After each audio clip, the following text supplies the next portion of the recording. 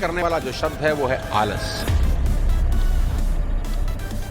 साथियों, कभी सोचा है कि इंसान नंगा ही क्यों पैदा होता है? इस एक बात को आज गहराई से सोचना कि पैदा होते वक्त किसी भी इंसान के तन पर वस्त्र नहीं होते। प्रकृति उसे कुछ नहीं देती, खाली हाथ भेजती है। होना तो ऐसा चाहिए था कि इधर बच्चा पैदा हुआ, उधर कुदरत ने आसमान से उसकी जरूरत की सभी चीजें टपका दी। गाड़ी भेज दी, मकान भेज दिए, ऐशो आराम की सभी चीजें भेज दी, खाने पीने की चीजें भेज दी कि ले भाई खा पी और ऐश कर। लेकिन कुदरत ऐसा कभी नहीं करती। क्या कुदरत के पास ये सब चीजें होती नहीं है? जरूर होती है, पर कुदरत कहती है कर्म कर और जो चाहता है मुझसे ले ले। तेरी जरूरत की हर चीज इस दुनिया में मौजूद है। तेरे मन में इच्छाएं जन्म लेती रहेंगी, लेकिन कर्म करके तू अपनी हर इच्छा पूरी करते रहना। कुदरत कहती है सावधान रहना, अगर तूने कर्म नहीं किया ना तो तुझे कुछ हासिल नहीं होगा, और फिर एक दिन मैं तुझे ऐसी ही वस्त्रहीन वापस बुला लूंगी। पृथ्वी का सारा वैभव तुझे पृथ्वी पर ही छोड़ना होगा। कुछ भी तेरे साथ न जाएगा। सुख और दुख मेरे ये दो दूत तेरे साथ रहेंगे हमेशा। तू जैसे जैसे कर्म करेगा तुझे वैसे वैसे फल मिलते रहेंगे। साथियों, ये है नेचर का चमत्कार। प्रकृति कहती है इस संसार में सब कुछ है जो तुम सोच सकते हो, और वो भी जो नहीं सोच सकते। पर कर्महीन के लिए इस दुनिया में कुछ नहीं है। गोस्वामी तुलसीदास जी ने बेहद शानदार लिखा है कि सकल पदार्थ हैं जग माही, कर्महीन नर पावत नाहि। यानी इस संसार में सब कुछ है जो तुम्हें चाहिए, लेकिन जो कर्म ना करे उसके लिए कुछ भी नहीं है। गांधी कहते थे सबसे बढ़िया कमाई पसीने की कमाई। उन्होंने कहा जो इंसान बिना मेहनत किए रोटी खाता है ना, चोरी की रोटी खाता है। स्वाभिमानी इंसान कभी दूसरों की मेहरबानियों पर जिंदा नहीं रहते। और इस वीडियो में मैं आपको बताऊंगा कि कोई भी काम कभी छोटा नहीं होता। लोगों की दिक्कत क्या है जानते हैं? मैं बताता हूँ। बड़ा काम मिल नहीं रहा और छोटा आप करेंगे नहीं, तो फिर जिंदगी में क्या करेंगे? क्या यूं ही जिंदगी का बेड़ा गर्क हो जाने देंगे? आज जरूर कुछ लोगों के पास जिंदगी के कुछ सहारे होंगे। माँ बाप का सहारा होगा, इधर उधर का कोई सहारा होगा, लेकिन कल यदि वो सहारे नहीं रहे तो क्या करेंगे हुजूर? इस बात को आज अच्छे से समझ लें कि जो समय आज आप खराब कर रहे हैं ना, कल वही समय खून के आंसू रुला देगा, और ये दुनिया आपकी बर्बादी का तमाशा देखेगी हंसते हंसते। काम चोर और कर्महीनों की यही गति होती है। नोट कर लो आज मेरी बात कि इस दुनिया में समझदार लोग किसी काम को छोटा नहीं समझते। वो समझते हैं कि छोटे से ही बड़ा हुआ जाता है। अरे दोस्त, तुम पूरा इतिहास उठा के देख लो, हमेशा हर चीज छोटे से बड़ी हुई है। खुद सोचो, दिमाग लगाओ, आप बड़े पैदा हुए थे कि छोटे? सीधा 20 साल के तो पैदा नहीं हुए थे ना, धीरे धीरे ही बड़े हुए। एक छोटा सा बीज ही पेड़ बनता है। मकान ऊपर से नीचे की ओर नहीं बनता, बल्कि नीचे से ऊपर की ओर बनता है। नोट करो, ईश्वर सर्वशक्तिमान है, सारा ब्रह्मांड उनके ही हाथ में है, मगर वो भी जब इस धरा पर आए तो बाल रूप में ही आए। फिर चाहे राम हो, कृष्ण हो, नानक हो या कोई पीर पैगंबर। प्रकृति, नेचर हमेशा छोटे से बड़े होने को सपोर्ट करती है।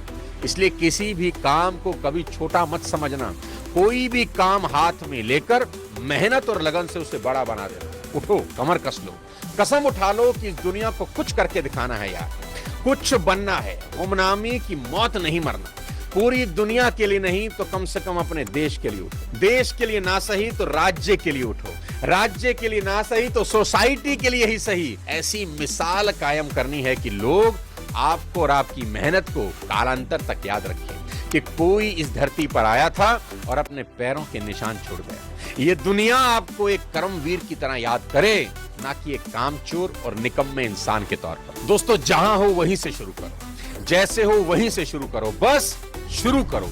बड़े से नहीं, छोटे से शुरू करो। यहाँ सिखों के 5वें गुरु श्री अर्जुन देव के बारे में बात करना बहुत जरूरी है, उनको याद करना बहुत जरूरी है। अर्जुन देव जब चौथे गुरु के अखाड़े में शामिल हुए तो रिचुअल्स के अकॉर्डिंग उन्हें छोटे छोटे काम करने को दिए गए। उन कामों में झूठे बर्तन साफ करना शामिल था। अर्जुन देव जी को जो भी काम बताया गया उन्होंने बड़ी लगन और ईमानदारी से उसे पूरा कर दिया। उन्होंने छोटे काम करने में कोई संकोच नहीं किया, ना ही किसी तरह का कोई इंफीरियरिटी कॉम्प्लेक्स उनमें आया। वहां मौजूद बाकी अन्य शिष्य सत्संग का आनंद लेते थे, मौज ले रहे थे, परंतु श्री अर्जुन देव आधी आधी रात तक काम में लगे रहते और काम पूरा करके ही आराम करते थे। वहां के लोगों में ये परसेप्शन बन गई कि गुरुजी अर्जुन देव को तुच्छ समझते हैं, इसलिए छोटे मोटे काम ही इनको देते हैं। मगर उन्हें नहीं पता था कि गुरुजी सच्चे पारखी हैं। गुरुजी की समाधि का वक्त आया। समाधि लेने से पहले गुरुजी ने अपने शिष्यों में से एक उत्तराधिकारी चुना और उसका नाम एक लिफाफे में डालकर लिफाफा बंद कर दिया। उनकी समाधि लेने के बाद जब वो लिफाफा खोला गया तो सब हैरान हो गए। उसमें अर्जुन देव जी का नाम लिखा था। तब अन्य शिष्यों को समझ आया कि जिस काम को तुम छोटा समझते हो ना, उसी में गुरु आपकी असली परीक्षा लेते हैं। कि जो इंसान छोटा काम नहीं कर सकता वो बड़ा काम कैसे करेगा? जो इंसान कम वजन ना उठा सके उसे भारी वजन कैसे दिया जा सकता है? स्वामी विवेकानंद कहा करते थे, कोई काम छोटा नहीं। यदि मनपसंद काम मिल जाए तो मूर्ख भी उसे पूरा कर लेते हैं, किंतु बुद्धिमान इंसान वही है जो हर काम को अपने लिए पसंद का काम बना ले और उसी में रम जाए। आपको जानकर बड़ी हैरानी होगी मेरे दोस्त कि कभी ब्रिटेन के अंदर बेकारी का दंड दिया जाता था। यानी जो इंसान बेकार बैठा है उसे दंडित यानी पनिशमेंट मिलती थी। पहली बार किसी को बेकारी के जुर्म में पकड़े जाने पर उस इंसान को जज के सामने पेश कर उसका गुनाह सबमिट किया जाता था। दूसरी बार अगर वही इंसान बेकारी के जुर्म में पकड़ा जाता था, उसके हाथ दाग दिए जाते थे, कोड़े मारे जाते थे और कान का ऊपर का भाग काट दिया जाता था। तीसरी बार उसे कैद की सजा सुनाई जाती थी और चौथी बार मृत्यु दंड ही दे दिया जाता था।